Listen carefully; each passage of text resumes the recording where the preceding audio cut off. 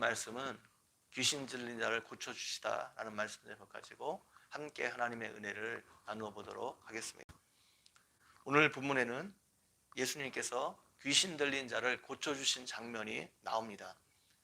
예수님이 사역을 하신 가다라 지방은 이스라엘 지경이 아니라 이방인들이 모여 사는 지역입니다. 가다라는 알렉산더 사후에 세워진 10개의 헬라 도시 연맹인 데가볼리 지역에 있던 도시 가운데 하나입니다. 데가가 열이라는 의미가 있습니다. 이곳이 이방인 지역이라는 것은 돼지를 키운 것을 통해 우리가 알 수 있습니다. 이스라엘 백성들은 돼지를 부정한 짐승으로 생각했기 때문에 키우지도 않았고 먹지도 않았습니다. 그러나 이방인들은 돼지를 신전에서 제물로도 드렸고 돼지고기를 먹기도 했습니다. 그래서 이방인들이 사는 지역에서는 돼지를 많이 키웠습니다. 8장 9장은 예수님이 치유하신 사건을 한 곳에 모아 기록해 놓고 있습니다. 예수님의 치유 사역을 통해 예수님이 어떤 분인지를 더 명확하게 보여주기 위해서입니다. 병자를 고치시고 귀신을 내어 쫓으시고 바람과 파도를 잠잠케 하시는 모습을 통해 예수님이 하나님의 아들인 것을 보여주기 위해서입니다. 예수님께서 가다라 지방에 가셨을 때 무덤 사이에 있는 귀신 들린 두 사람을 만났습니다. 이들은 귀신의 힘을 덧입었기 때문에 보통 사람과는 비교할 수 없는 능력을 가지고 있었습니다.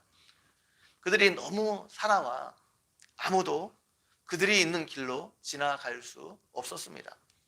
그런데 예수님께서 그 길로 지나가셨습니다.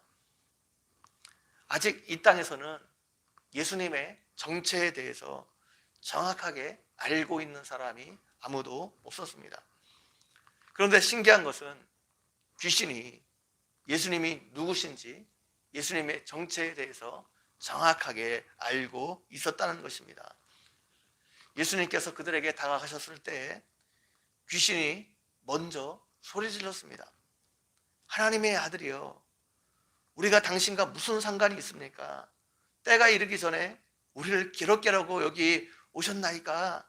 귀신이 말했습니다. 귀신들은 예수님께서 하나님의 아들이신 것과 또 때가 되면 예수님께서 세상을 심판하시고 영원한 형벌에 처하게 하실 것도 알고 있었습니다. 귀신을 우습게 생각하면 안 됩니다. 귀신은 우리보다 훨씬 더 뛰어나고 정확한 지식을 가지고 있습니다. 귀신은 예수님이 하나님의 아들이심을 알았습니다. 예수님이 자신들을 마지막 때에 심판하실 줄도 알았습니다. 예수님께서 자신들을 쫓아내실 것도 알았습니다.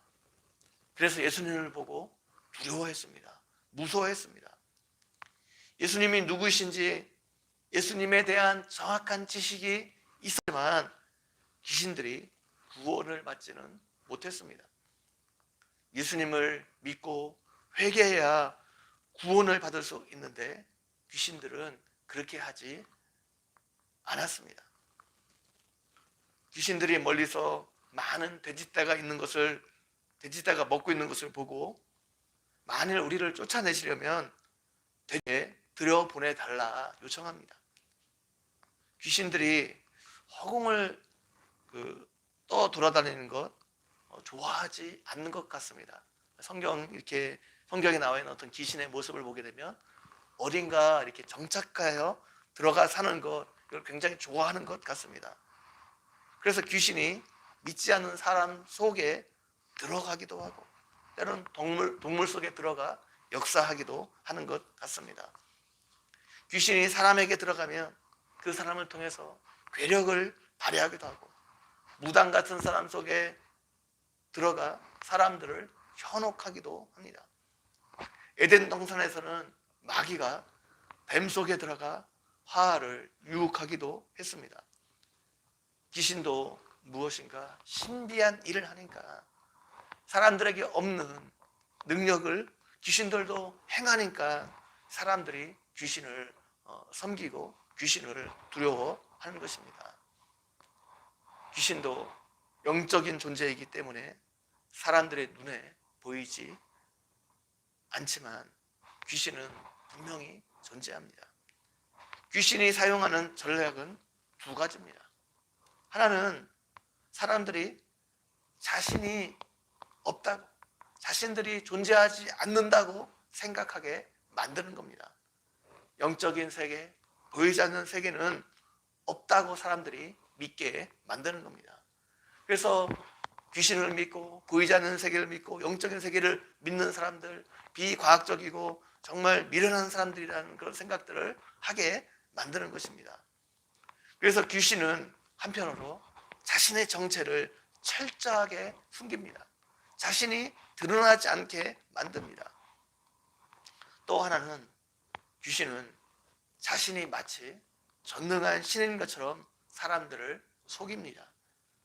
그래서 사람들을 두렵게 만들어서 자신에게 복종하게 만듭니다. 귀신은 우리 눈에 보이지 않지만 분명히 존재합니다. 귀신은 죽은 사람의 영혼이 아닙니다. 사람이 죽어서 귀신이 되는 것이 아닙니다. 귀신은 타락한 천사들입니다. 마귀를 따르는 타락한 천사가 귀신입니다. 그래서 그들은 전능하지 않습니다. 마지막 때에 하나님의 심판을 받아서 멸망받을 존재들입니다. 예수님께서 귀신에게 가라 말씀하시니 귀신들이 사람에게 나와서 돼지에게로 들어갔습니다. 그리고 온 때가 비탈로 내리다라 바다에 들어가 물에서 몰사해 죽었습니다. 돼지를 치던 사람들이 시내에 들어가 이 모든 일과 귀신 들린 자의 일을 다 사람들에게 말했습니다. 그런데 문제는 사람들이 귀신 들린 사람이 고침을 받은 것에 귀신 들린 사람이 고침받은 것을 보고 예수님을 영접한 것이 아니라 예수님을 오히려 거절한 것이었습니다. 온 시내에서 사람들이 예수님을 만나러 나갔지만 그들이 예수님을 영접하지 않았습니다. 오히려 예수님을 배척했습니다. 오히려 예수님께서 그 지방에서 떠나가기를 요청했습니다. 이유가 무엇입니까? 예수님으로 인해서 그들의 재산에 엄청난 손해가 있었기 때문입니다.